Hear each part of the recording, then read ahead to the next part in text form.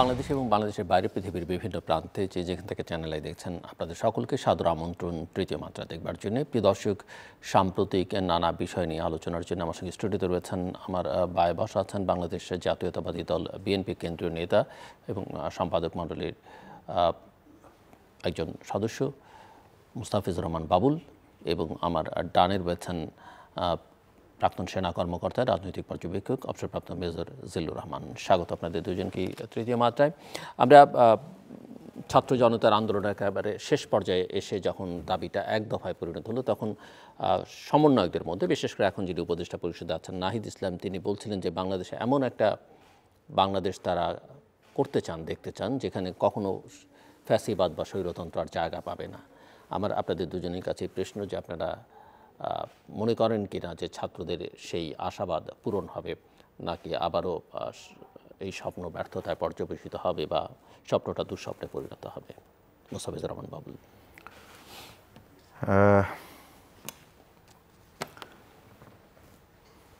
জুলাই আগস্টের রক্তক্ষয়ী ছাত্র জনতার অভ্যুত্থানের মধ্য দিয়ে স্বৈরাচারী শাসক, ফ্যাসিবাদী শাসক শেখ হাসিনার পতন ঘটেছে এবং বাংলাদেশ থেকে শেখ হাসিনা পালিয়ে যেতে বাধ্য হয়েছে। এবং 5ই আগস্ট বাংলাদেশের ছাত্র জনতার বিজয় সূচিত হয়েছে, বিজয় হয়েছে।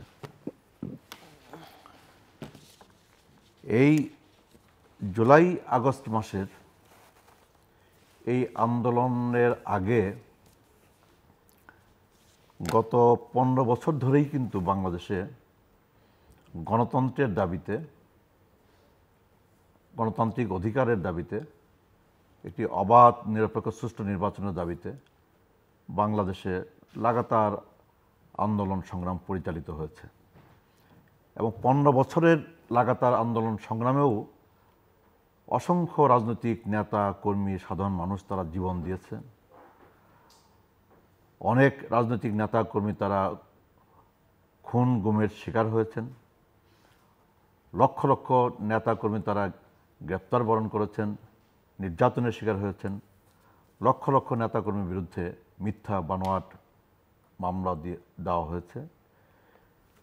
এরই ধারাবাহিকতায় জুলাই মাসে কোটা সংস্কারের যৌক্তিক দাবিতে বাংলাদেশের ছাত্র সমাজ তারা আন্দোলন শুরু করেছে এবং সেই আন্দোলন আপনার ধাপে ধাপে অগ্রসর হয়েছে এবং বাংলাদেশের সর্বস্তরের রাজনৈতিক দল, নানা শ্রেণী পেশার মানুষ এই আন্দোলনে সম্পৃক্ত হয়েছে এবং সব শেষে সরকারের সকল দমন পীড়ন এবং নির্মম নিষ্ঠুর হত্যাকাণ্ডকে মোকাবেলা করে এই 5ই আগস্টে বাংলাদেশের ইতিহাসে আরেকবার বাংলাদেশের মানুষ আপনার বিজয়ের স্বাদ আপনার আস্বাদন করেছেন।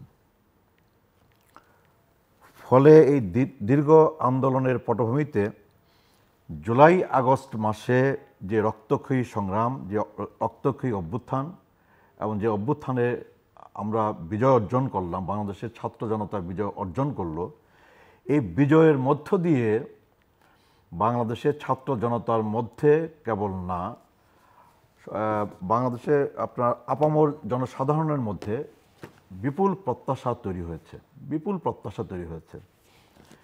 এবং আপনি যে প্রশ্নটি করেছেন যে এই বাংলাদেশে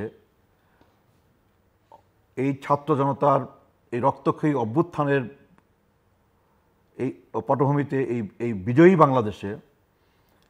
বাংলাদেশে আবার ফ্যাসিবাদ ফিরে আসবে, ফ্যাসিবাদী শাসন ফিরে আসবে, আবার স্বৈর শাসন ফিরে আসবে, স্বৈরাচারী ব্যবস্থা ফিরে আসবে, এটা তো ভাববার কোনো সুযোগ আছে বলে আমি মনে করি না।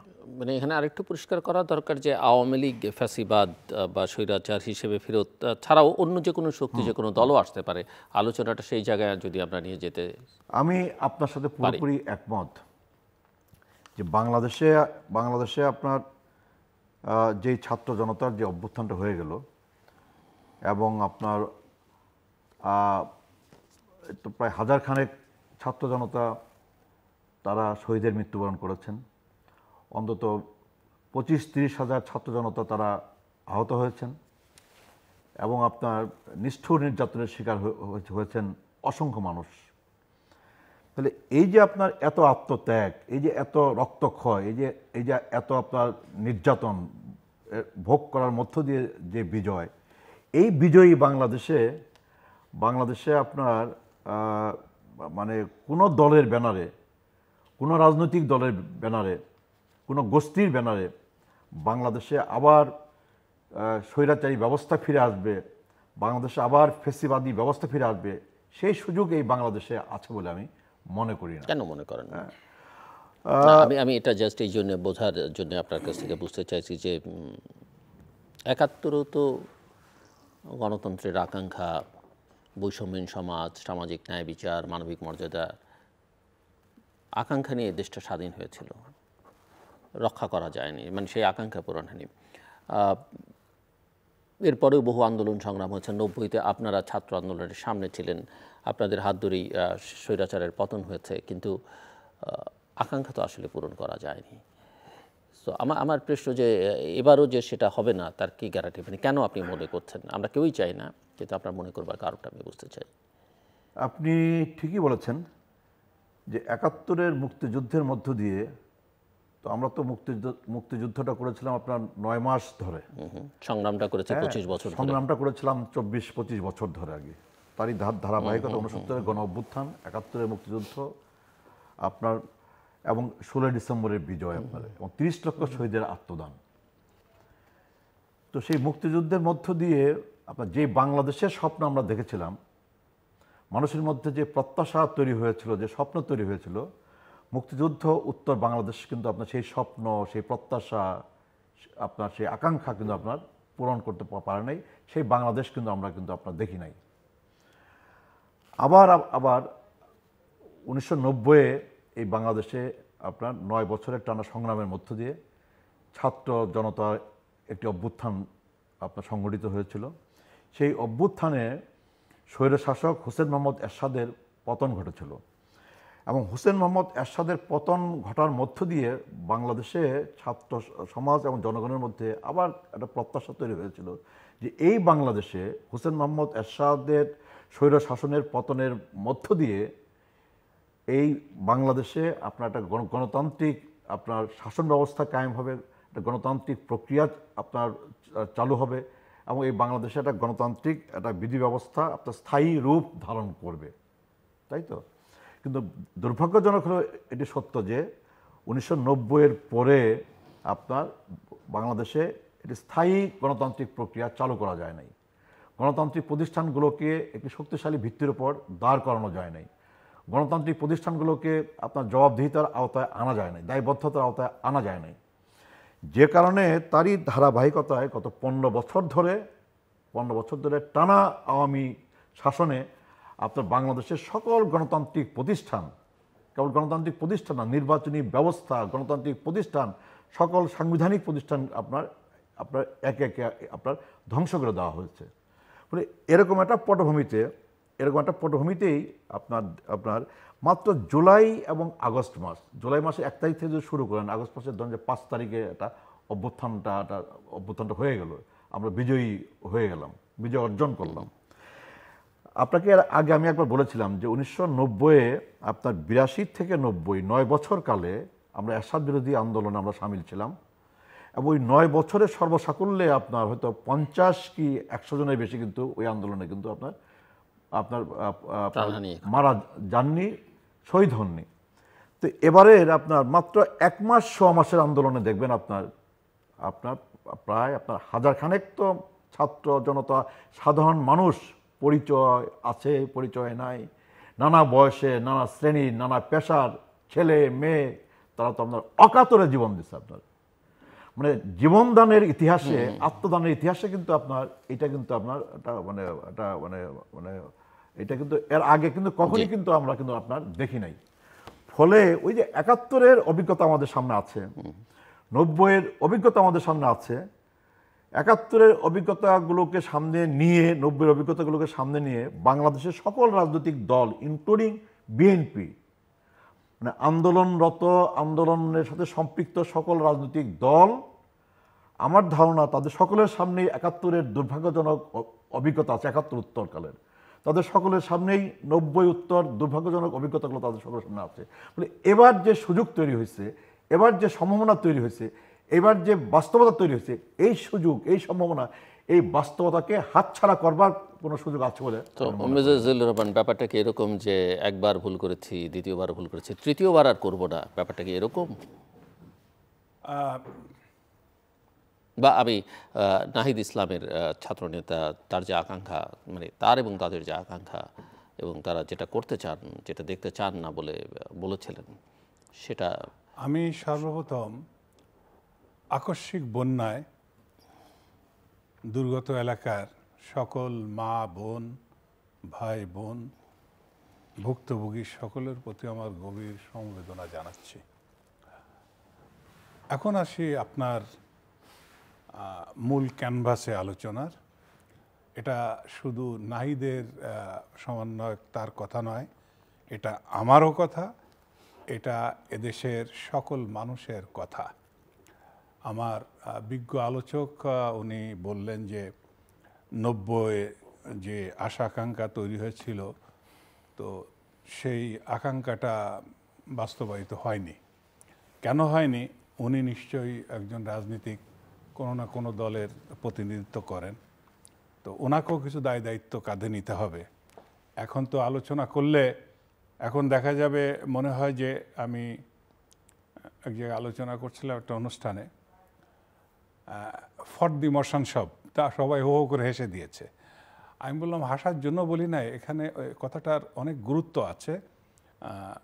আমার বস ছিলেন ডাইরেক্ট মেজর জেনারেল জামিল দি আহসান, বীর প্রতীক, আমাকে বলছে, জিল্লু আগে তো টক শোতে অ্যাটলিস্ট ঝগড়া বিবাদ তাও তো দেখতাম, টকেটিভ লোক বলতাম তোমাদের, তো এখন তো দেখি পাঞ্চা হয়ে গেছে একেবারে, এখন সব তো ভুল পাল্টে ফেলছে।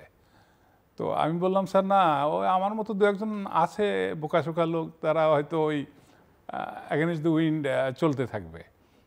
তা স্যার হাসতেছিলেন যে তারপরেও তো আলোচনা চালিয়ে রাখতে হবে। এখন আসি যে আমাদের যে প্রত্যাশা, পূর্বে যে ভুল হয়েছে, আপনি প্রাজ্ঞ মানুষ, আপনি বলেছেন যে দ্বিতীয়বার ভুল করেছি, তৃতীয়বার করব না বা করার সম্ভাবনা নাই। সেই যে পরিস্থিতি ছিল, যে প্রেক্ষাপট ছিল, মাননীয় সঞ্চালক মাইন্ডেড, এই শেখ হাসিনা, বেগম খালেদা জিয়া, মেনন গ্রুপ আর ওই ইসলামিক দল মিলে এরশাদে সরিয়ে দিয়েছি, সেই প্রেক্ষাপটে আমি কাছের থেকে দেখা, আমি এরশাদ সাহেবের সাথে খুব কাছে চাকরি করেছি, আর আমি লেখক মানুষ, আমি পয়েন্টে পয়েন্টে তারিখ সময় দিয়ে দিয়ে আমার লেখা আছে সব। তখনকার প্রেক্ষাপট আর এখনকার প্রেক্ষাপট না। আমি জোর দিচ্ছি এ কারণে, শুধু রাজনৈতিক দলরা তাদের অঙ্গ সংগঠন আন্দোলনের অগ্রণী ভূমিকায় ছিল। এবার আমি বলবো নির্দলীয় ছাত্র সমাজ, যুব সমাজ এবং জনতা, সর্বপেশার মানুষ এই আন্দোলনে শরিক হয়েছে। তাদের মনে একটা বড় আকাঙ্ক্ষা রেখে, আগে যেভাবে কলা কৌশল করে বিভিন্ন জায়গায় নিজের লোক বসানো, মুখ দেখে দেখে বিচার করা, আর ওই মাগুরার নির্বাচন, ওগুলা করলে এই শেখ হাসিনার যে অবস্থা হয়েছে, এর চেয়ে কোনো কিছুতে কমতি হবে না। এটা বাবু সাহেব ভালোভাবে আপনাদের মনে রাখার দরকার। কারণ এখনকার মানুষ আর ওই যুদ্ধবুড়ির ভয় পাবে না। ছাত্র জনতা এক হয়ে গেছে। কি সে এক? যে জীবন দিতে দিতে, আগাতে আগাতে, আপনারও তো ক্ষতিগ্রস্ত। ফখরুল সাহেব উনি বলেছেন যে উনি কোথায় দেখেছেন যে প্রধান উপদেষ্টার মামলা খারিজ হয়ে গেছে, আরও কোন উপদেষ্টার মামলা খারিজ হয়ে গেছে। উনি তখন বললেন যে আমাদের এবং ইসলামী সমমনার যে সমস্ত রাজনৈতিক দল আছে, আমাদের এমন কোনো কর্মী নাই, সমর্থক নাই যাদের নামে কোনো মামলা নাই। 1,46,000 মামলা আমাদের কাদের উপরে, এইটা আমি দাবি করছি, এটা প্রত্যাহার করার ব্যবস্থা করুন। ভালো কথা, এটা সত্য। গায়েবী মামলা, এটা নিয়ে তো এই আসরে আমি অনেক প্রতিবাদ করেছি, অনেকভাবে সরকারকে তখন বলার চেষ্টা করেছি যেটা অন্যায় হচ্ছে, নিরপরাধ মানুষকে হয়রানি করা হচ্ছে, বাড়ি থেকে তুলে নিয়ে যাওয়া হচ্ছে, সে জানে না যে কোথায় কি ঘটনা হচ্ছে, দেখা যায় যে পুলিশ তারে মামলায় ঢুকায় দিয়ে রেখেছে। তো এগুলা যৌক্তিক কথা। এর পাশাপাশি আমি কোনটা বলতে চেয়েছি সেটা হলো যে বিএনপি এখন যে অবস্থানে আছে, সে অবস্থানটা এক হচ্ছে তারা গত 16-18টি বছর জেল জুলুম অত্যাচার জর্জরিত হয়ে অনেকে রিক্ত হয়ে গেছে, সম্পদ সহায় সম্বল ব্যবসা বাণিজ্য সামাজিক মর্যাদা হারিয়ে ফেলেছে, এমনকি ভিটা বাড়িতে যেতে পারে নাই। সুতরাং বিরোধী দল হিসেবে বিএনপির মনে অনেক ব্যথা আছে, অনেক ক্ষোভ আছে। তো এই সময় ক্ষোভ ব্যথা প্রতিশোধের সময় না। এই সময়টা আমি বলবো যে বিএনপির জন্য উচিত হবে, যেহেতু তারা সবচাইতে বড় শক্তিধর দল এখন, তাদের সামনে আমি দেখছি বর্তমান এই অবস্থা যদি চলতে থাকে, বিএনপি যদি এই সরকারকে সমর্থন দিয়ে যায় সংস্কারের জন্য, যৌক্তিক সময় দিয়ে, তাহলে আমার তো ধারণা বিএনপি সামনে সরকার গঠন করবে। কিন্তু গত কয়েকদিন দেখলাম যে বিএনপির মহাসচিব খুব ব্যতিব্যস্ত হয়ে পড়েছেন, চটজলদি একটা নির্বাচনের জন্য উনি বলতে চাচ্ছেন, আহ্বান জানাচ্ছেন। তো আপনার কাছে যৌক্তিক সময়টা কি? আমার কাছে যৌক্তিক সময় শুধু এটাই বলবো যে তার পিছনে একটু ব্যাখ্যা না দিলে, শর্ট উত্তর দিলে অসম্পূর্ণ উত্তর হবে। আপাতত শর্ট দেন, আপাতত আমি একটু বলি, আমি বলি কতগুলা প্রতিষ্ঠান। প্রথম হচ্ছে ইন্ডিপেন্ডেন্ট পুলিশ কমিশন, তারপর বিচার বিভাগ, প্রশাসন, সেনাবাহিনী, ফিনান্সিয়াল ইনস্টিটিউশন, ব্যাংক, এই বড় মুদ্রা, এই জায়গাগুলা একটা সংস্কার দরকার। এর সাথে নির্বাচন কমিশনও আছে এবং তার অ্যান্সিলারি যে সার্ভিসগুলো আছে, এটা অটোমেটিক আসবে। এইগুলা করতে গেলে একটা সময়ের দরকার, লোক নির্বাচিত করতে হবে, সৎ লোকের একটা প্যানেল তৈরি করতে হবে, সেখান থেকে তাদের বসাতে হবে। তা এটার জন্য এর সাথে আরও কিছু কাজ তাদের তো থাকবে অবশ্যই। এতে আমি তো মনে করি মিনিমাম 5 ইয়ার্সের আগে আমাদের সেই আকাঙ্ক্ষার জায়গায় যাই। আমাদের যে আকাঙ্ক্ষা, কোনো স্বৈরাচার, কোনো ফ্যাসিবাদ যেন আর না আসে, আবার যেন আমাদের বুকের রক্ত রাজপথে না দিতে হয়, তার জন্য এই সরকারের প্রতি এদেশের মানুষের অকুণ্ঠ সমর্থন রয়েছে। তা নাহলে এইভাবে একটা মানুষকে জোর করে এনে বসে কোন রকম তর্ক নয়, বিতর্ক নয়, রাজনীতিবিদদের সাথে ওইভাবে আলোচনা নয়, একটা সরকার হয়ে গেছে। এখানে বোঝার ব্যাপার আছে। সরকারকে দেশের জনগণ যার কথা মানে, যার কথায় চলে, সেই সরকার, যার প্রতি সমর্থন আছে। তো সেই সরকারের প্রতি আমাদের এই বিশ্বাস রয়েছে যে তারা যে সংস্কার করবে, ওই সংস্কারটা সবচাইতে নিরপেক্ষ হবে। দলীয় কোনো সরকার, যেমন বিএনপির মহাসচিব বলতে চাচ্ছেন যে পার্লামেন্টের মাধ্যমে যে সংস্কার করা হবে সেটাই আরো গণতান্ত্রিক আর সেটাই সঠিক হয়। পার্লামেন্টের মাধ্যমে কি হয় আমরা বহুত দেখেছি, এদেশের মানুষ দেখেছি। এত ব্যস্ত হলে হবে না। বরং বিএনপিকে আমি বলবো, এটা বিএনপি এখন রাজনীতি চর্চার বড় সময় হচ্ছে নিশ্চুপ থাকা, সরকারকে অকুণ্ঠ সমর্থন দেওয়া যাওয়া। বরং বিএনপির তো সুবিধা এখন এই সরকারের কাঁধের উপরে বন্দুক রেখে ফায়ার করে যাওয়া। তা এই সরকার তো ভালো ভালো কাজ করছে, এই সরকার তো এখন তো বিএনপিকে নিপীড়ন করছে না, এই সরকার তো বিএনপি নেতাকর্মীদের বাড়ি থেকে ধরে নিয়ে মামলায় ঝুলিয়ে দিচ্ছে না। এই সরকার তো ইলিয়াস আলীর মতো ধরে নিয়ে গুম করে দিচ্ছে না। এই সরকার তো কাউকে অন্যায়ভাবে তার ব্যবসা বাণিজ্য থেকে বিতাড়িত করছে না। বরং এই সরকারকে বিএনপির বলা উচিত যে আপনারা কাজ করেন, আমাদের সমর্থন আছে।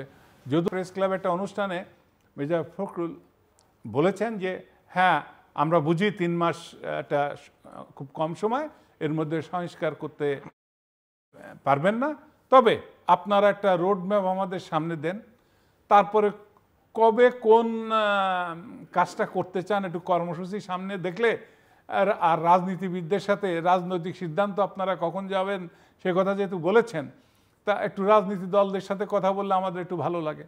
আমাদেরও জনগণ হিসেবে ভালো লাগে যে যদি এই সরকারকে কাজ করার সুযোগ দেন, আপনারা রাজনীতিবিদরা সমর্থন দেন, গুছিয়ে নিক। এই সরকার যাদের আন্দোলনের ফসল, এই সরকার যাদের রক্তের বিনিময়ে আসছে, তাদের আকাঙ্ক্ষা আমি আশা করি বিএনপি আর যাই করুক তাদের দলীয় দর্শনের প্রথম লাইনটা থাকা উচিত যে আকাঙ্ক্ষা এই জগদ্দল পাথর দেশের মানুষের বুকের উপর থেকে ছুঁড়ে ফেলে দেওয়া হয়েছে, সেটা যেন কোনোভাবে আর ফিরে না আসে। মিস্টার মুস্তাফিজুর রহমান, আমার মনে হয় প্রশ্ন যাবার দরকার নেই, আপনার কিছু কথা বলবার। আসলে বিএনপিকে কিন্তু আপনার ডক্টর মোহাম্মদ ইউনূসের নেতৃত্বে যে অন্তর্বর্তীকালীন যে সরকার গঠিত হয়েছে, এই সরকারের মুখোমুখি দাঁড় করাবার কোনো সুযোগ আছে বলে আমি মনে করি না। জিল্লুর ভাইয়ের আলোচনা থেকে আমার মানে কিঞ্চিত মনে হয়েছে যে উনি বোধহয় একটু মুখোমুখি দাঁড় করাবার চেষ্টা করতেছেন আর কি। তো বিএনপি কিন্তু আপনার শুরু থেকে বলেছে যে ডক্টর মোহাম্মদ ইউনূসের নেতৃত্বাধীন এই অন্তর্বর্তীকালীন সরকারকে আমরা সর্বতভাবে সমর্থন করি, সর্বতভাবে আমরা সহযোগিতা করার জন্য আমরা প্রস্তুত, তাই তো। সর্বশেষ আপনার বিএনপি মহাসচিব আপনার মির্জা ফখরুল ইসলাম আলমগীর উনি বলেছিলেন যে আপনার অন্তর্বর্তীকালীন সরকারের প্রধান হিসাবে এখন পর্যন্ত উনি জাতির উদ্দেশ্যে কোনো বক্তব্য দেন নাই, জাতির উদ্দেশ্যে কোনো ভাষণ দেন নাই, যেটা পরে উনি দিলেন। উনি বলেছিলেন যে আপনার একটা রোড ম্যাপ জাতির সামনে ওনার পেশ করা দরকার সরকারের পক্ষ থেকে। সেটা কি যে হ্যাঁ প্রয়োজনীয় সংস্কারগুলো তো করতেই হবে। তো বিএনপি কি বলেছে কখনো যে প্রয়োজনীয় সংস্কারগুলো করা ছাড়াই 3 মাসের মধ্যে 6 মাসের মধ্যে নির্বাচন দিতে হবে? বিএনপি কি নির্বাচনের জন্য কি একেবারে একেবারে একেবারে আপনার উদ্গ্রীব যে একেবারে তর্স সইছে না বিএনপি? ব্যাপারটা কি এরকম? মোটেই না। ব্যক্তিগতভাবে আমিও আপনার একাধিকবার আমি নির্বাচন করেছি। আমি ব্যক্তিগতভাবে আপনার যতটা না এমপি হওয়ার আগ্রহ আমার মধ্যে আছে, তার চেয়ে বেশি আগ্রহ আছে যে এই অভ্যুত্থানের মধ্য দিয়ে মানুষের মধ্যে যে প্রত্যাশা তৈরি হয়েছে, এই প্রত্যাশার জায়গাগুলো যেন আপনার পূরণ হয়, সেটা হচ্ছে আমার কাছে সর্বোচ্চ অগ্রাধিকার। এই সর্বোচ্চ অগ্রাধিকার পূরণ সাপেক্ষে বাংলাদেশে অবশ্যই বাংলাদেশে একটা অবাধ নিরপেক্ষ সুষ্ঠু নির্বাচন হবে এবং সেই নির্বাচনে আমার প্রার্থী হওয়ার আকাঙ্ক্ষা আছে এবং সেই নির্বাচনে আমার জয়ী হওয়ার আকাঙ্ক্ষা আছে। সেটা নিঃসন্দেহে অন্যায় কিছু না আর কি। আজকে আপনি সংস্কার আপনি করবেন, জিল্লুর ভাই উনি আপনার যেসব ক্ষেত্রে সংস্কারের কথা বলেছেন দ্বিমত করবার কোনো সুযোগ নাই আপনার। আমাদের আপনার গোটা রাষ্ট্র ব্যবস্থারই আপনার একটা আমূল সংস্কার দরকার। গোটা রাষ্ট্র ব্যবস্থারই আপনার মেরামত দরকার।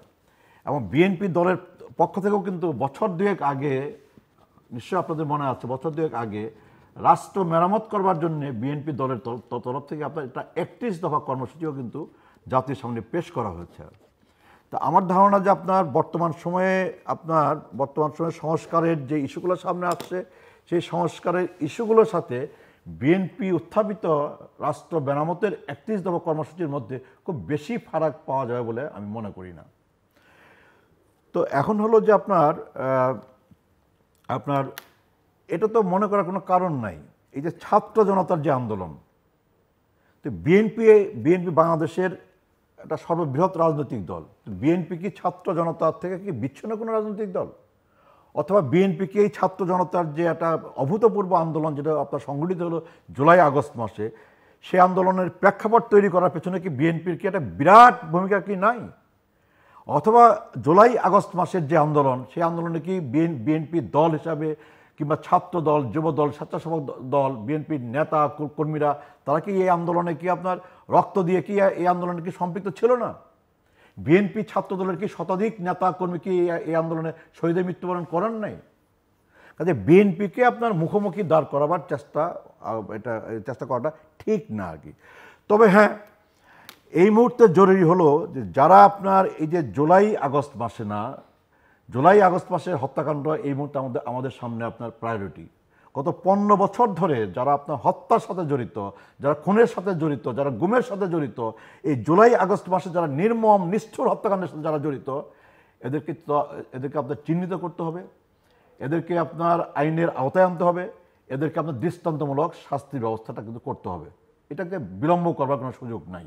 এক, তারপরে আপনার যে রাষ্ট্রীয় যে প্রতিষ্ঠানগুলো, সাংবিধানিক যে প্রতিষ্ঠানগুলোকে আপনার ধ্বংস করা হয়েছে, দলীয়করণ করা হয়েছে, একেবারে ধ্বংস করে দেওয়া হয়েছে, সেটা তো উনি তো উল্লেখ করেছেন যে কোন কোন প্রতিষ্ঠান, নির্বাচন কমিশন থেকে শুরু করে দুদকের কথাটা উনি উল্লেখ করেন, দুদক পর্যন্ত, তাই তো। আমাদের বিশ্ববিদ্যালয়, আমাদের শিক্ষা প্রতিষ্ঠানগুলোতে আপনার আমাদের শিক্ষা ব্যবস্থা ধ্বংস করে দেওয়া হয়েছে। কাজেই আপনার বিএনপি মহাসচিব মির্জা ফখরুল ইসলাম আলমগীর উনি এইটুকু বলেছিলেন, যে আরেকটা হচ্ছে এই যে রাজনৈতিক দলগুলো আপনার অনেক বড় বড় সংস্কারের কথা আমরা বলতেছি, এবং বর্তমান জাতীয় স্বার্থে এবং এই যে আপনার ছাত্র জনতার অভ্যুত্থানের পরে মানুষের মধ্যে যে প্রত্যাশা তৈরি হয়েছে, এই প্রত্যাশাটাকে পূরণ করবার জন্যে আমাদের এই প্রয়োজনীয় এই সংস্কারগুলোকে প্রয়োজনীয় সংস্কারগুলো আমাদেরকে করতে হবে। এই জায়গাতে আপনার কোনো দ্বিমত পোষণ করবার কোনো সুযোগ কারোরই নাই। কিন্তু আপনার কোন কোন খাতে আমরা সংস্কার করতে চাই, কি সংস্কার করতে চাই, আমি শেষ করি। আমরা কোন কোন খাতে সংস্কার করতে চাই, যেমন আপনি বলেছেন নির্বাচন কমিশনকে বদলানো, নির্বাচন কমিশনকে সংস্কার করা ছাড়া কি কোনো বিকল্প আমাদের সামনে আছে? নাই। আপনার বিচার ব্যবস্থাকে আপনার ওটা বদলানো, বিচার ব্যবস্থাটা আমূল সংস্কার করা ছাড়া কি আমাদের সামনে বিকল্প কিছু আছে? নাই। প্রশাসনিক সংস্কার, পুলিশের সংস্কার, সেনাবাহিনীর সংস্কার, আর্থিক খাতের সংস্কার, তারপর আপনার শেয়ার মার্কেটে যারা দুর্নীতি করলো তাদেরকে কি আপনার আইনের আওতায় না আনবার কোনো সুযোগ আমাদের সামনে আছে? যারা দুর্নীতি করেছে, যারা আপনার লুটপাট করেছে, যারা বিদেশে অর্থ পাচার করেছে, সেই সব দুর্বৃত্তদেরকে আইনের আওতায় না আনবার কোনো সুযোগ আমাদের সামনে আছে? নাই। প্রশ্নটা হচ্ছে এই যে আমরা বর্তমান অন্তর্বর্তীকালীন সরকার ডক্টর মোহাম্মদ ইউনূসের নেতৃত্বে আপনার অন্তর্বর্তীকালীন সরকার, এই সরকারের কাছে আমরা বলতেই পারি যে এই তাবৎ সংস্কার কর্মসূচিগুলোকে আপনার বাস্তবায়িত করবার জন্যে, সফল করবার জন্যে আজকে সকল গণতান্ত্রিক রাজনৈতিক দল যারা এই চলমান আপনার আন্দোলনে যারা সামিল ছিল, যারা সম্পৃক্ত ছিল এবং যারা সম্পৃক্ত আছে, তাদেরকে নিয়ে তো আপনার আলাপ আলোচনা করবার তো সুযোগ, সুযোগ তো আছে, সুযোগ নাই তা তো না। উনি বলেছেন এই সরকারের মেয়াদ অন্তত 5 বছর হওয়া উচিত। তো সেই ক্ষেত্রে আপনার বাংলাদেশের গণতান্ত্রিক রাজনৈতিক দল যারা আপনার এই আপনার গণতন্ত্র প্রতিষ্ঠার আন্দোলন কিংবা ছাত্রদের এই ন্যায়সঙ্গত আন্দোলনে যারা সম্পৃক্ত হয়েছে, সমর্থন জুগিয়েছে, রাস্তায় নেমেছে, জীবন দিয়েছে, জেল জুলুম তো আপনার সহ্য করেছে, এগুলো তো আমরা তো অস্বীকার করবো না। ঢাকা থেকে শুরু করে বিএনপি স্থায়ী কমিটির সদস্য থেকে শুরু করে মাঠ পর্যায়ে হাজার হাজার নেতাকর্মী তো এই আন্দোলনে তো তারা তো জেল জুলুম খেটেছে, তাই তো। এখন হলো প্রশ্নটা হচ্ছে এই যে আপনার এই আন্দোলনে আপনার বাংলাদেশের সকল গণতান্ত্রিক রাজনৈতিক দল, শক্তি এবং নানা শ্রেণী পেশার মানুষ তারা কিন্তু এই আন্দোলনে আপনার সামিল হয়েছিল বলেই একটা অভূতপূর্ব একটা অভ্যুত্থান সংঘটিত হয়েছে, এবং সেই অভূতপূর্ব অভ্যুত্থানটা শেষ পর্যন্ত রক্তের গঙ্গা বয়ে দিয়ে কিন্তু শেখ হাসিনা কিন্তু তার শেষ রক্ষা করতে পারেন নাই, এবং তাকে কিন্তু আপনার বাংলাদেশ থেকে পালিয়ে যেতে বাংলাদেশ তাকে বাধ্য করেছে আর কি। এখন হলো যে আপনার এই যে সংস্কার কর্মসূচিগুলো, যে এজেন্ডাতে আমরা সংস্কার করতে চাই, ন্যায্য সংস্কার, যৌক্তিক সংস্কার, এই সংস্কার কর্মসূচিগুলো বাস্তবায়ন করার আগে আমাদের সকল রাজনৈতিক দলের সাথে তো আপনার ডেফিনেটলি একটা আলাপ আলোচনা সংলাপ তো হইতেই পারে, কেন হবে না? তো এই দলগুলো কি আপনার ডক্টর মোহাম্মদ ইউনূসের নেতৃত্বে সরকারের বিরুদ্ধে কোনো অবস্থান নিয়ে ফেলছে, কিংবা এই দলগুলো কি বলছে আগামী 3 মাসের মধ্যে 6 মাসের মধ্যে নির্বাচন দিতে হবে? তারা তো বলছে যৌক্তিক সময়। বাংলাদেশে আপনার মানুষের মধ্যে একটা গণতান্ত্রিক আকাঙ্ক্ষা আছে। গত 15 বছর ধরে বাংলাদেশের মানুষ ভোট দিতে পারে না। ভোট দিয়ে আপনার ইউনিয়ন পরিষদ, পৌরসভা, আপনার উপজেলা পরিষদ, জেলা পরিষদ, জাতীয় সংসদে তারা তাদের প্রতিনিধি নির্বাচিত করতে পারে না। বাংলাদেশে মানুষের আপনার ভোট দিয়ে আপনার সরকার গঠন করবার, সরকার পরিচালনা করবার, সরকার বদল করবার কোনো রাইট নাই। এবং সেই ভোটের দাবিতে, গণতন্ত্রের দাবিতে বাংলাদেশে আপনার 15 বছর ধরে আপনার রক্তক্ষয়ী সংগ্রামের মধ্যেই তো আমরা বাংলাদেশ ছিল, তাই তো? তো কাজেই সেই ভোটটা, সেই গণতন্ত্রটা একটা অবাধ নিরপেক্ষ সুষ্ঠু নির্বাচনের পরিবেশ সৃষ্টি করা, এবং সেই পরিবেশে একটা অবাধ নিরপেক্ষ সুষ্ঠু নির্বাচনের মধ্য দিয়ে একটি জনগণের ভোটে নির্বাচিত একটি সরকার কায়েম করার দাবি, কায়েম করার যে ইস্যুটা, সেটাও তো আপনার উপেক্ষা করা, সেটাকে অবহেলা করবারও তো কোনো সুযোগ নেই। আমার প্রশ্নটা হচ্ছে যে এই সব কিছু নিয়ে যেমন ধরুন কেউ কিন্তু বলে দেয় নাই, খেয়াল করবেন যে 3 মাস কেউ বলে দেয় নাই, 6 মাস কেউ বলে দেয় নাই। আপনি বলতেছেন 5 বছর কেউ বলে দেয় নাই। এই সরকার গঠন করবার আগে তারা বলেছিল যে সর্বনিম্ন 3 বছর, সর্বোচ্চ 6 বছর সময় বোধ হয় দরকার। কে বলেছে এটা? বোধ হয় আপনার আন্দোলনকারী, আপনার আমার ধারণা বৈষম্য বিরোধী আপনার ছাত্র আন্দোলনের পক্ষ থেকে কেউ বলতে পারে যে সর্বনিম্ন 3 বছর, সর্বোচ্চ 6 বছর লাগতে পারে এই সংস্কারগুলো আপনার সম্পন্ন করবার জন্য, তাই তো? কিন্তু কেউ কিন্তু বলে নেই, পলিটিক্যাল পার্টিস এবং এখন যারা আপনার সরকার আছে কেউ কিন্তু বলে নাই যে আমাদেরকে এই সংস্কারগুলো করার জন্যে 5 বছর সময় দিতে হবে, আমাদেরকে এই সংস্কারগুলো করার জন্য 3 বছর সময় দিতে হবে। এটা কিন্তু কেউ বলে নাই। অন্যদিকে আমরা সহ আপনার রাজনৈতিক দলগুলো কিন্তু আমরা বলি নাই, আমরা কোনো টাইম লিমিট কিন্তু আমরা বেঁধে দিই নাই। আমরা কি বলেছি? আমরা কিন্তু বলেছিলাম শুরুতে যেটা স্বল্পতম সময়ের মধ্যে এই প্রয়োজনীয় সংস্কারগুলো সম্পন্ন করে বাংলাদেশটাকে একটা গণতান্ত্রিক পথে, গণতান্ত্রিক প্রক্রিয়ায় বাংলাদেশটাকে নিয়ে যাওয়া দরকার, এটা আমরা বলেছিলাম। আর কি বলেছিলাম? যে এই প্রয়োজনীয় সংস্কারগুলো করার জন্য আপনার যৌক্তিক সময় বলতে আমরা বলি নাই যে 3 মাস 6 মাসের যৌক্তিক সময়, আমরা বলেছি যৌক্তিক সময় দেওয়ার জন্য আপনি বিএনপি এবং আমরা প্রস্তুত, তাই তো? এবং সেই ক্ষেত্রে আমার শেষ কথাটা হলো যে এইসব বিষয় নিয়ে আমরা কোন খাতে সংস্কার করতে চাই, আমরা কি সংস্কার করতে চাই, এবং দল হিসাবে রাজনৈতিক দলগুলো তো স্টেক হোল্ডার, এবং আমাদের এই দেশে রাজনৈতিক দলগুলো একটা বড় স্টেক হোল্ডার। রাজনৈতিক দলগুলোর সাথে তো আপনার আলাপ আলোচনা করে তো আপনার একটা জাতীয় ঐক্যমত্য প্রতিষ্ঠা করা যায়। আমরা এই খাতে আমরা সংস্কার করতে চাই, এবং আপনাদের নির্বাচন কমিশনের সংস্কার করতে গিয়ে আপনাদের কি মতামত, আর্থিক খাতে সংস্কার করতে গিয়ে আপনাদের কি মতামত, সেনাবাহিনীর সংস্কার করতে গিয়ে আপনাদের কি মতামত, পুলিশের কমিশন গঠন করতে গিয়ে আপনাদের কি মতামত, তারপরে আপনার ব্যাংকিং খাতে আপনার সংস্কার করতে গিয়ে আপনাদের কি মতামত, তারপরে যাদেরকে আপনার বিচারের আওতায় আনা উচিত এই খুন গুমের কারণে, দুর্নীতি লুটপাটের কারণে, এদেরকে বিচারের আওতায় আনার জন্য আপনাদের কোনো মতামত থাকলে সেই মতামতগুলো দেন। সকল মতামতগুলো নিয়ে একটা জাতীয় ঐক্যমত প্রতিষ্ঠা করে, জাতীয় ঐক্যমত আছে এই সরকারের পক্ষে, কিন্তু জাতীয় ঐক্যমত আছে, গোটা জাতির সমর্থন আছে, এটা অস্বীকার করা যাবে না।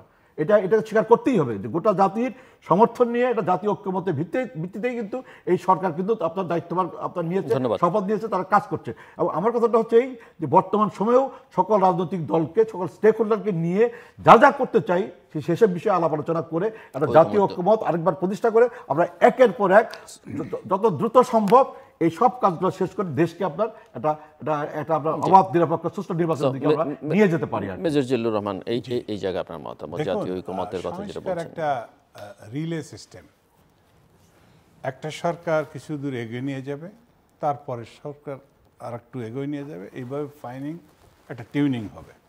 আমি এই সরকার এখনো স্টেবল হয়ে পারে না, এটা আমরা সবাই বুঝি, এটা আতুর ঘরে আছে বলা যায়। এই আনসার দেখেন যে তাদের আন্দোলন, এইগুলা সরকারকে অস্থির রাখার কিছু পরিকল্পনা কিনা, ষড়যন্ত্র কিনা, এটা ভাববার সময় আসছে। আজকে আমি অনেকগুলো গ্রুপের সাথে যে আমাকে তথ্য দিয়েছে যে দেখেন গত 15 বছরে শুধুমাত্র আনসার 42,000 নিয়োগ করেছে, তার ভিতরে 29,000 শুধু গোপালগঞ্জ থেকে ঢুকানো হয়েছে, আর বাকি 13,000 সারা বাংলাদেশের। যখন আনসারকে ছাত্র জনতার আর্মি পাকড়াও করছে, তখন কিছু হাত উঁচু করে বলছে যে আমি তো আনসারে চাকরি করি না। অর্থাৎ আমাদের কত ধরনের কত রকমের কোন কোন ডিজির আমলে কি কি কাজ হয়েছে যে সব আমার কাছে নোটে আছে। তা এটা আমি বলবো যে আমার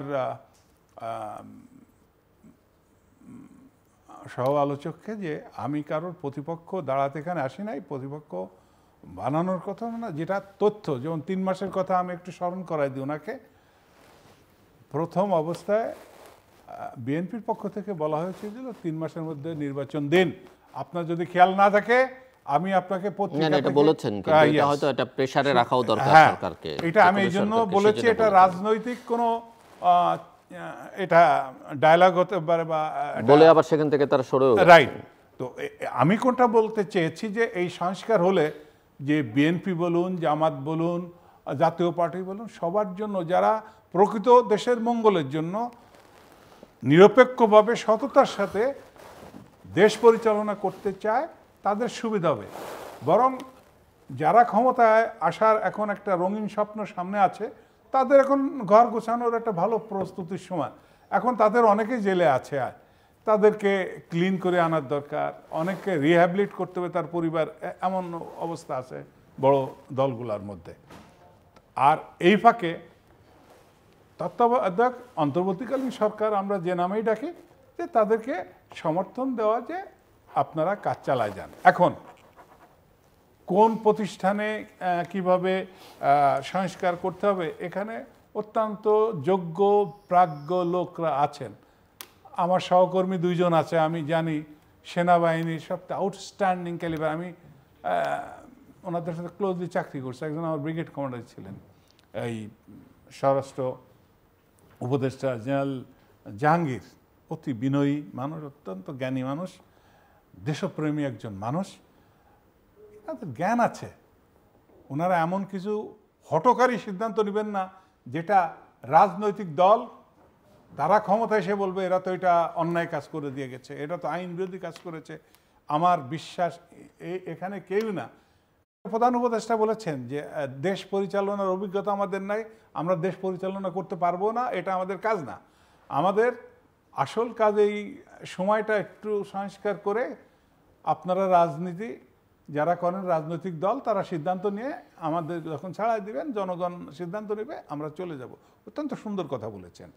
আমি জনগণ হিসেবে, আমি তো কোনো রাজনৈতিক দলের অ্যাফিলিয়েশন নিয়ে কথা বলছি না, যে তাদেরকে সময় দিতে হবে এ কারণে যে রাজনৈতিক দলের গণতান্ত্রিক সিস্টেমে ম্যানিপুলেশন থাকে, ফেভারিটিজম থাকে, নেপোটিজম থাকে, এগুলো থাকবেই। ইনাদের বেলায় সেই জিনিসটা খুব কম। দল করলে একটা কর্মীর কথা অনেক সময় অগ্রাহ্য করা যায় না, এই সীমাবদ্ধতা থাকে, কিন্তু ইনাদের এই সীমাবদ্ধতা নাই। আর এখানে যারা আছে তাদের পাস্ট প্রুভেন ট্র্যাক আছে সততা এবং ন্যায়পরায়ণতার। তো সেই দিক থেকে আমি মনে করি সকল রাজনৈতিক দলের যে তাদেরকে সমর্থন দেওয়া। আনসারদের যে ঘটনাটা এখানে দেখেছেন, তার আগে ডাকাতি কিছুদিন চালু হলো, মাঝখানে বন্যায় আমাদের এই অবস্থা, যখন সারা জাতি এক হয়ে গেছে।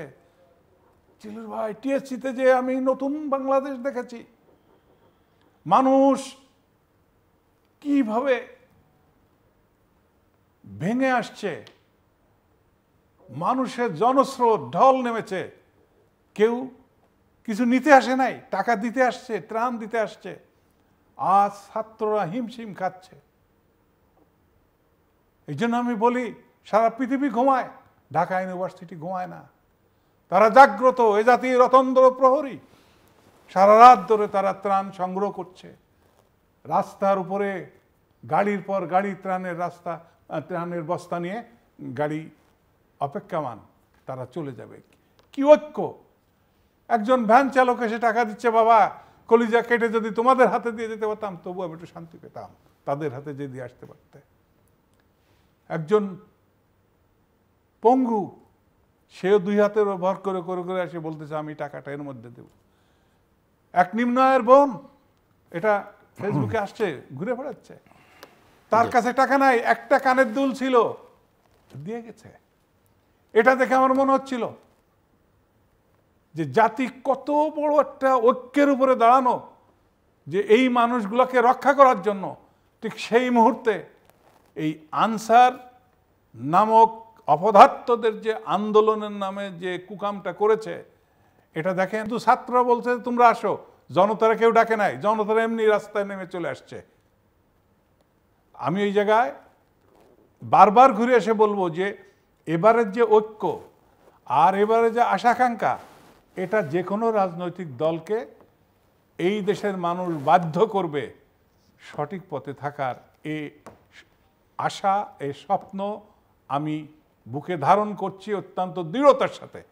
এবং যারা রাজনৈতিক দল পরিচালনা করছেন নিশ্চয়ই ওনাদের দর্শনে কিছু পরিবর্তন নিয়ে আসবেন দেশের মানুষের। মোস্তাফিজুর রহমান বাবুল, আপনি একটু আমাদেরকে বলবেন যে সাংবিধানিক গণতান্ত্রিক প্রক্রিয়ায় প্রবেশের জন্য ন্যূনতম কোন কোন কাজগুলো আসলে এই সরকারের করা উচিত, বা যেটা আপনি মনে করেন যে তাদেরই করা উচিত, না হলে আসলে ওই প্রক্রিয়ার মধ্যে আমরা প্রবেশ করতে পারবো না? না, কিছু কাজ তো আপনার মানে ওনারা শুরু করেছেন, এবং আমার ধারণা ইতিমধ্যে জিল্লুর ভাই বলেছেন, আমিও বলেছি আপনার, যেমন এই নির্বাচন কমিশন দিয়ে তো আর বাংলাদেশে অবাধ নিরপেক্ষ সুষ্ঠু নির্বাচন আয়োজন করা সম্ভব না। এই প্রশাসন দিয়ে কিন্তু আপনার বাংলাদেশে আপনার সুষ্ঠু আপনার নির্বাচন এটা কিন্তু সম্ভব না, তাই তো? তো এখন আপনার এই পুলিশ প্রশাসন দিয়ে বাংলাদেশের সুষ্ঠু নির্বাচন সম্ভব না। তার মানে যদি আমরা শুধু অবাধ নিরপেক্ষ সুষ্ঠু নির্বাচন অনুষ্ঠানের বিষয়টাও যদি আমরা আলোচনার টেবিলে নিয়ে আসি, তাহলে অবাধ নিরপেক্ষ সুষ্ঠু নির্বাচন অনুষ্ঠানের ক্ষেত্র তৈরি করবার জন্যে আপনার নির্বাচন কমিশনটাকে আপনার পুনর্গঠন করতে হবে। দক্ষ, যোগ্য, নিরপেক্ষ ব্যক্তিদের দিয়ে আপনার নির্বাচন কমিশন পুনর্গঠন করতে হবে, এবং আপনার এই পুনর্গঠন প্রক্রিয়াটা আপনার একেবারে উপজেলা পর্যায় পর্যন্ত এই পুনর্গঠন প্রক্রিয়াটা আপনার নিয়ে যেতে হবে আর কি। এটা সুষ্ঠু নির্বাচনের জন্য আপনার জেলা প্রশাসন, এটা সুষ্ঠু নির্বাচনের জন্য আপনার উপজেলা প্রশাসন আপনার পরিবর্তন করতে হবে। এটা সুষ্ঠু নির্বাচন করবার জন্য আপনার পুলিশের সর্বোচ্চ জায়গা থেকে শুরু করে জেলা পুলিশ, উপজেলা পুলিশে আপনার একটা পরিবর্তন আপনার আনতে হবে আর কি। তো আমার ধারণা কেবল নির্বাচনের জন্য না, দেশ পরিচালনার জন্যও, যে দেশ নতুন দেশ, তাই তো বলি আমরা যে নতুন দেশ, এই যে আপনার জুলাই আগস্টের পরে একটা নতুন বাংলাদেশের মধ্যে আমরা বসবাস করতেছি, তাই তো? এই নতুন বাংলাদেশটাকে পরিচালনা করবার জন্যে কেবল নির্বাচন অনুষ্ঠানের লক্ষ্য তো আমার সামনে আছেই, সেই লক্ষ্য অর্জন করার জন্যে, ক্ষেত্র তৈরি করবার জন্যে তো আমাকে এই কাজগুলো তো করতেই হবে। এর বাইরেও আপনার এই নতুন বাংলাদেশটাকে পরিচালনা করবার জন্যে যেই পুলিশ প্রশাসন আপনার শেখ হাসিনা রেখে গেছেন, যেই আপনার বিচার ব্যবস্থা শেখ হাসিনা রেখে গেছেন, যেই আপনার সিভিল প্রশাসন শেখ হাসিনা রেখে গেছেন, যেই আপনার সাংবিধানিক প্রতিষ্ঠানগুলো আপনার দুদক থেকে শুরু করে আপনার ব্যাংক, তারপর এর বাইরে আপনার ব্যাংকিং খাত, আর্থিক খাতে যারা আপনার বসে আছেন, এই তাবৎ জায়গাগুলোকে যদি আপনি পরিষ্কার করতে না পারেন, ক্লিন করতে না পারেন, এবং সেই দুর্নীতিবাজ, অযোগ্য, অদক্ষ দলবাজদের হাত থেকে যদি আপনার এই জায়গাগুলোকে যদি আপনি মুক্ত করতে না পারেন, তাহলে তো এই বাংলাদেশটাকে আপনি তো সামনের দিকে অগ্রসর করে নিয়ে যেতে পারবেন না। অর্থাৎ নতুন বাংলাদেশটাকে অগ্রসর করবার জন্য আপনার প্রশাসনটাকে আপনার ঢেলে সাজাতে হবে দক্ষ, যোগ্য, মেধাবীদেরকে দিয়ে আর কি। আচ্ছা, নতুন বাংলাদেশটাকে অগ্রসর করবার জন্য আপনার পুলিশটাকে আপনার পুনর্গঠন করতে হবে ওই আপনার দক্ষ, যোগ্য, মেধাবীদেরকে দিয়ে, এবং সকল প্রতিষ্ঠানকে আপনার ঢেলে আপনার পুনর্গঠন করতে হবে। তা নাহলে তো আপনার এই বাংলাদেশ তো আপনার চলবে না, এই বাংলাদেশটাকে আপনার অগ্রসর আপনি করতে পারবেন না, নির্বাচন দূরে থাক। সেই সাথে আপনার দেখেন আপনার জিল্লুর ভাই, আমরা বিএনপি কিন্তু আপনার ক্ষমতায় যাওয়ার জন্য কিন্তু আপনার, আমি আগে বলেছি যে আমরা অস্থির না, আমরা ধৈর্য হারা না, আমরা কিন্তু রঙিন স্বপ্নও দেখছি না।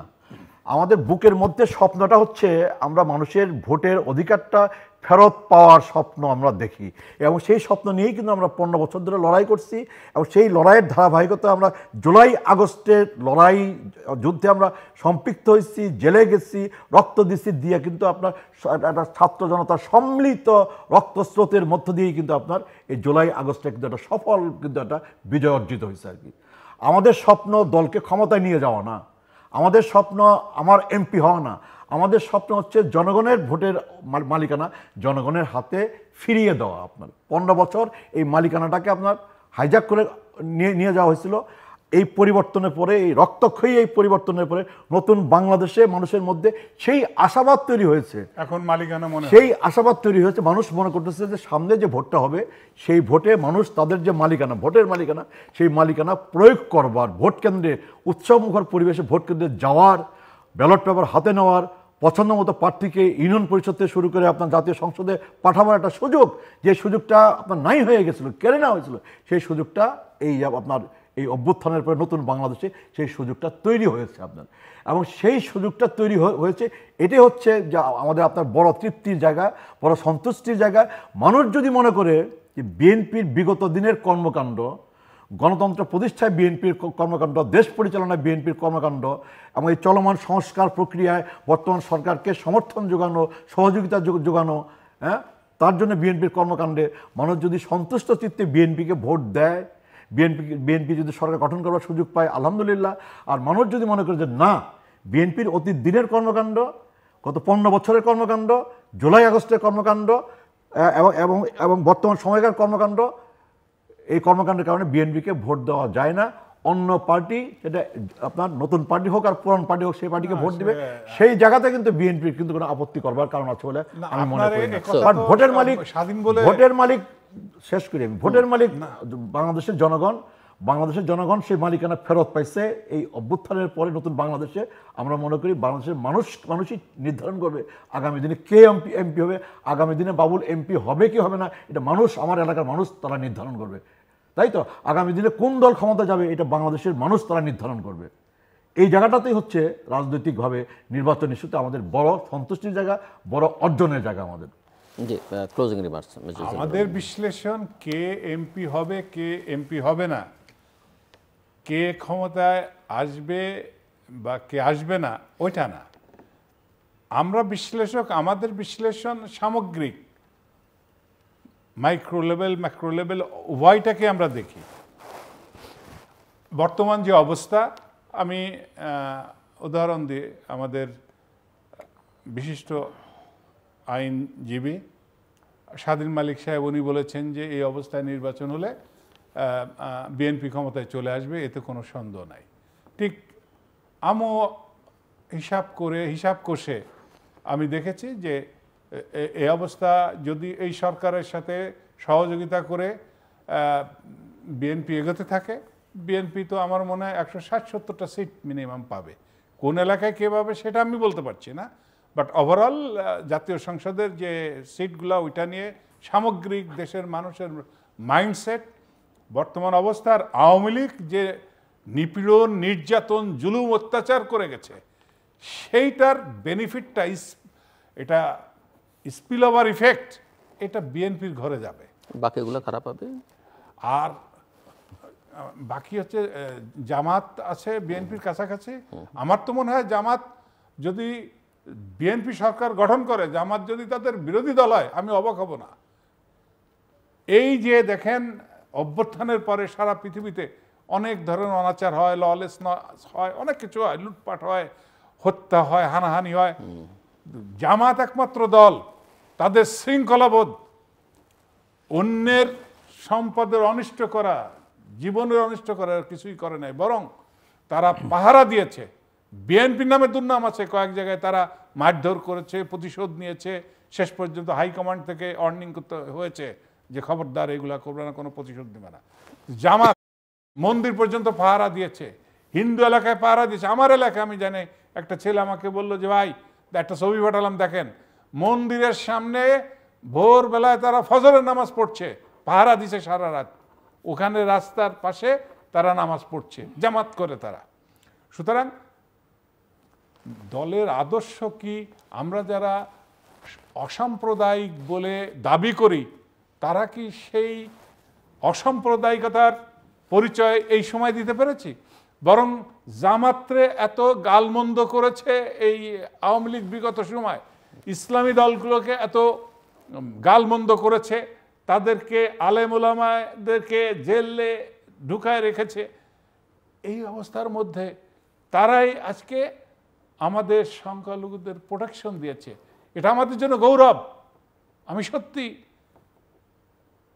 অনেকের সাথে আমি কথা বলি, যে ভাই এই এলাকায় কি, এখানে কি, ওখানে কি, বলে জামাত খুব ভদ্র, এরা খুব ভালো কাজ করছে। একটু শেষ করুন। হয়তো বিএনপির মতো এত বড় সংগঠন তাদের না, কিন্তু তাদের সংগঠন অত্যন্ত সুশৃঙ্খল এবং কমান্ড মেনে চলা। তারা আল্লাহকে ভয় করে, তারা টাকা পয়সার পিছনে, ব্যবসা বাণিজ্যের পিছনে ছোটে না, যেমনটা আওয়ামী লীগ আর বিএনপি অসাম্প্রদায়িক যারা দাবি করে জাতীয় পার্টি, এদের ভিতরে এইগুলা বেশি থাকে।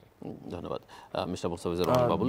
ভাই আমিও কিন্তু আমার এলাকায় আমার এলাকাটাতে আমার ধারণা যে আপনার হিন্দু সম্প্রদায়ের বসবাস খুবই কম, সর্বসাকল্যে হয়তো 10 থেকে 15টা মন্দির আছে। আমিও কিন্তু সিদ্ধান্ত নিয়ে প্রত্যেকটা মন্দিরে কিন্তু পাহারার ব্যবস্থা আমি করেছি। আচ্ছা, আর আল্লাহতে ভয় শুধু জামাতের না, আল্লাহতে ভয়ে আপনার যারা জামাত করে তাদেরও আছে, আমারও আছে, নিশ্চয় আপনারও আছে, তাই তো? জিল্লু ভাই, এই সময়টাতে আপনার যে বিজয়টা আমরা অর্জন করলাম, এই বিজয়টাকে নস্যাৎ করবার জন্য কিন্তু আপনার দেশে বিদেশে কিন্তু আপনার নানা মহলে কিন্তু নানা চক্রান্ত হচ্ছে, নানা ষড়যন্ত্র হচ্ছে, নানা আলামত কিন্তু দৃশ্যমান আমরা দেখছি, তাই তো? বিদেশে বসে কিন্তু শেখ হাসিনা কিন্তু উনি কিন্তু বসে নাই, উনি কিন্তু আপনার নিরন্তর আপনার বাংলাদেশের বিরুদ্ধে কিন্তু নানা চক্রান্ত ষড়যন্ত্র কিন্তু উনি কিন্তু করে চলেছেন, তাই তো? তো ফলে আমাদের সকলের সামনে যারা আমরা এই যে এই বিজয় অর্জন করলাম, আমাদের সকলের সামনে সকল রাজনৈতিক দল, সকল শ্রেণী পেশার মানুষ, ছাত্র জনতা এবং সর্বস্তরের মানুষের সামনে এই মুহূর্তে একটা বড় কাজ হচ্ছে যে আমাদের এই বিজয়টাকে ছিনিয়ে নেওয়ার জন্য, বিজয়টাকে হাইজ্যাক করার জন্যে, আমাদের বিজয়টাকে নস্যাৎ করবার জন্যে নানা চক্রান্ত দেশের ভেতরে বসে, দেশের বাইরে বসে নানা চক্রান্ত হচ্ছে। তার নানা আলামত আমরা ঢাকা শহরে আমরা দেখছি। আমাদের প্রথম কাজ হচ্ছে এই সকল চক্রান্তকে ঐক্যবদ্ধভাবে, সম্মিলিতভাবে মোকাবেলা করতে হবে, নস্যাৎ করতে হবে। নস্যাৎ করে আমাদের এই বিজয়টাকে আমাদেরকে অগ্রসর করে নিয়ে যেতে হবে, এটা। আর সেই সাথে দেখেন, গণতন্ত্রের কি কোনো বিকল্প আছে? গণতন্ত্রের কোনো বিকল্প নাই। এবং একটা সভ্য সমাজে গণতন্ত্রের কাছেই তো বারবার ফিরে যেতে হবে।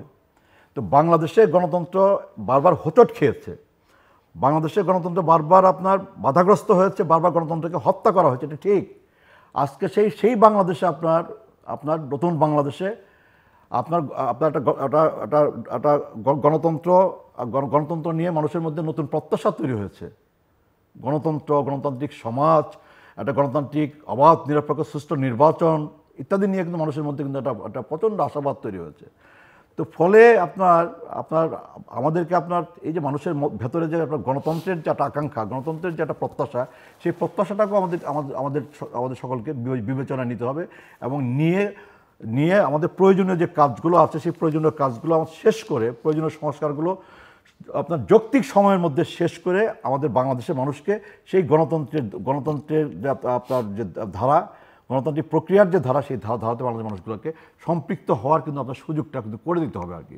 আর সেই ক্ষেত্রে অতীতে শেষ কথা হলো এই যে আমরা 1971-এর পরে এই বাংলাদেশটাকে আমরা স্বপ্নের বাংলাদেশ আমরা বানাতে পারি নাই, গণতান্ত্রিক বাংলাদেশ আমরা বানাতে পারি নাই। সেই ক্ষেত্রে হলো যে ব্যর্থতা সরকারি দলের আছে, শাসক দলের আছে, একই সাথে ব্যর্থতা আছে আমাদের যারা আমরা বিরোধী দলের রাজনৈতিক কর্মকাণ্ডের সাথে যুক্ত ছিলাম তাদের। আমরা পাহারাদারের ভূমিকায় কিন্তু আমরা অবতীর্ণ হতে পারিনি। অনেক সময় জিল্লুর ভাই আপনার এই টেবিলেও আলোচনা হয়েছে যে 1990-এ সর্বদলীয় ছাত্রকে নেতৃত্বে, আমাদের নেতৃত্বে আমরা স্বৈরাচারী এরশাদ সরকারের পতন ঘটিয়েছিলাম। পতন ঘটানোর পরে এই বাংলাদেশের জন্য বাগণতন্ত্র আর বাধাগ্রস্ত না হয়, ব্যাহত না হয়, গণতন্ত্রকে যেন হরণ করা না হয়, একটা গণতান্ত্রিক প্রতিষ্ঠানগুলোর জন্য আপনার প্রাতিষ্ঠানিক রূপ পায়, তাই তো? কিন্তু সেই জায়গাটাতে কিন্তু আমরা ওই 90-এর ছাত্র আন্দোলনের সাথে যারা আমরা যুক্ত ছিলাম, আমরা কিন্তু সেই জায়গাতে কিন্তু পাহারাদারের ভূমিকা, ওয়াচডগের ভূমিকায় কিন্তু আমরা অবতীর্ণ হতে পারি নাই। আমাদের কাজটা হচ্ছে এই যে বর্তমান সময়ে যে অভূতপূর্ব যে অভূতপূর্ব যে বিজয়, এই বিজয়ের পরে নতুন যে বাংলাদেশ, এই বাংলাদেশ যেন হারায় না যায়, আমাদের স্বপ্ন প্রত্যাশাগুলো যেন হারায় যাওয়ার কোনো সুযোগ না পায় তার জন্য বাংলাদেশের সকল ছাত্র জনতাকে আপনার অতন্ত্র প্রহরী হিসাবে কিন্তু আপনার দায়িত্ব পালন করতে হবে, পাহারাদারের ভূমিকা পালন করতে হবে এবং আপনার ওয়াচডগের ভূমিকা পালন করতে হবে, তার কোনো বিকল্প নেই। দর্শক, অনুষ্ঠানের শেষ প্রান্তে আমরা সামাজিক যোগাযোগ মাধ্যম ফেসবুক, এক্স এবং ইউটিউবে তৃতীয় মাত্রা লাইভ স্ট্রিম হচ্ছে, আপনারা দেখতে পারেন। টেলিভিশনের পর্দায় দেখতে না পারলে যে কোনো সময় যে কোনো স্থান থেকে ইউটিউবে তৃতীয় মাত্রা চ্যানেলটি সাবস্ক্রাইব করে পর্ব বা পুরনো পর্বগুলো আপনারা দেখতে পারেন। মেজর জিল্লুর রহমান এবং মিস্টার মুস্তাফিজুর রহমান বাবুল, অসংখ্য ধন্যবাদ আপনাদের আলোচনা অংশ নেওয়ার জন্য। দর্শক, 2024-এর 5ই আগস্ট যে বিজয় হয়েছে, এই বিজয়কে ব্যর্থ হতে দেওয়া যাবে না। অতীতেও আমরা বিজয় অর্জন করেছি, কিন্তু সেগুলো ব্যর্থতায় পর্যবেসিত হয়েছে, এটাকে ব্যর্থ হতে দেওয়া যাবে না। এবং এই বিষয়ে একটা জাতীয় ঐকমত্য কিন্তু এটা মোটামুটিভাবে প্রতিষ্ঠিত। বাংলাদেশকে আমূল বদলে দিতে হবে, আমূল সংস্কার দরকার, রাষ্ট্রটাকে মেরামত করা দরকার, কোনো বিতর্ক এই বিষয়ে কার মধ্যে নেই। কিন্তু এটাও আমাদের মাথায় রাখতে হবে যে সংস্কার মেরামত এটা একটা কন্টিনিউয়াস প্রসেস। আপনি যত সুদৃশ্য ভবনই নির্মাণ করেন না কেন, যত শক্তিশালী করেন না কেন, সেটাকে পরিচর্যা করতে হবে, এটা নিয়মিত প্রক্রিয়ার অংশ, সেটাই হচ্ছে সংস্কার। সবচেয়ে বড় যেটা দরকার সেটা হচ্ছে আমাদের মনস্তত্ত্বের সংস্কার, রাজনৈতিক নেতৃত্বের এবং নাগরিকদের। সেটা যদি আমরা করতে পারি তাহলে বাকি কাজগুলো সহজ হবে। এবং ওই যে যৌক্তিক আমরা বারবার শুনছি, মূল কথা হচ্ছে যে বাংলাদেশের মানুষ গণতন্ত্র চায়, গণতন্ত্রের জন্য দেশটার জন্ম হয়েছে, এবং গণতন্ত্র কাকে বলে, কোন প্রক্রিয়ায় গণতন্ত্র এগোয় সেটা আমাদের কম বেশি সবাই জানে। কাজেই এর বাইরে অযাচিত কোনো বিতর্কে যেন আমরা না জড়াই। আমরা আসলে সমস্যার সমাধান চাই, একটা সুন্দর দেশ চাই। আমাদের সঙ্গে থাকবার জন্য অসংখ্য ধন্যবাদ, আপনাদের সবার জন্য শুভকামনা।